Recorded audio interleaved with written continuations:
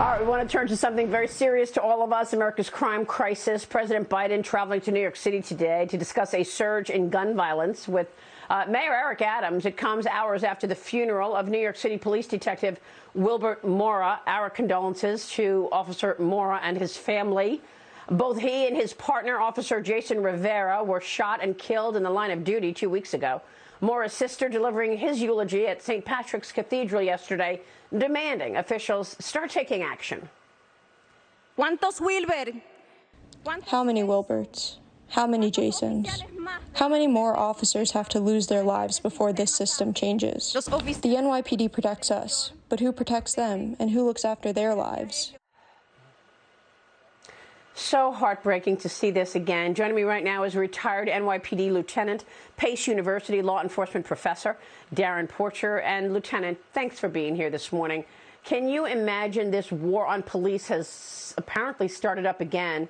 6 shootings in New York year to date. Your reaction?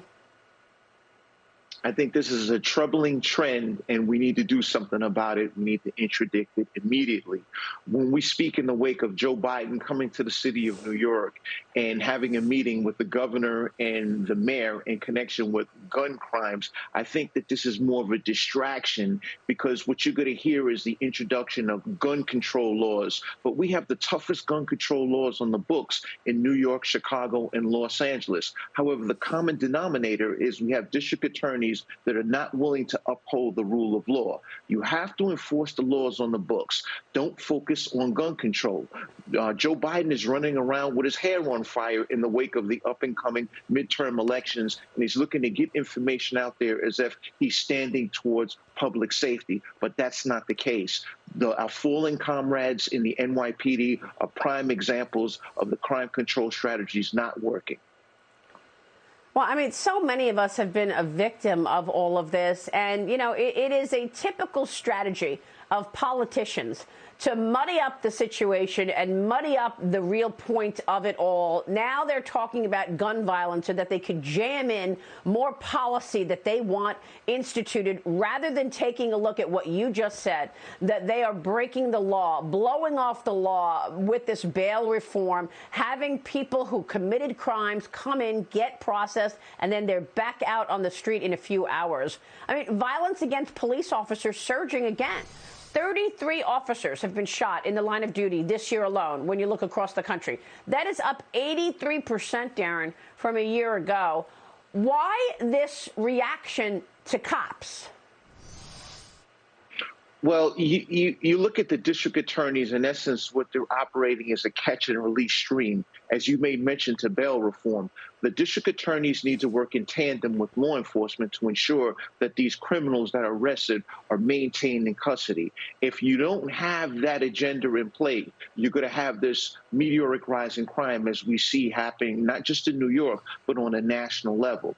We need both entities to be on the same track, that being police officers and district attorneys. And one thing that the federal government can do is, I believe the Attorney General Merrick Garland can provide a level of oversight over these progressive left district attorneys that are not upholding the rule of law. And that's where I think Joe Biden can be an effective asset to police departments throughout the country. But I genuinely don't believe that that's what's going to occur. Well, look, a good op-ed this morning in the New York Post from Miranda Devine asking how many officers must lose their lives so that the system changes. How many more lives of those who protect us will be taken by violence and crime? From the funeral yesterday, the White House is now reportedly working on an executive order on police reform. Fox News reporting that it will address the, quote, legacy of systematic racism in policing. Create a national misconduct database. So they want to have a national officer database of misconduct, reform police body cam policies, and ban chokeholds and no-knock warrants, Darren. Nothing on this list addresses bail reform. Nothing on this list addresses these progressive DAs that are allowing criminals back on the street to commit more crimes.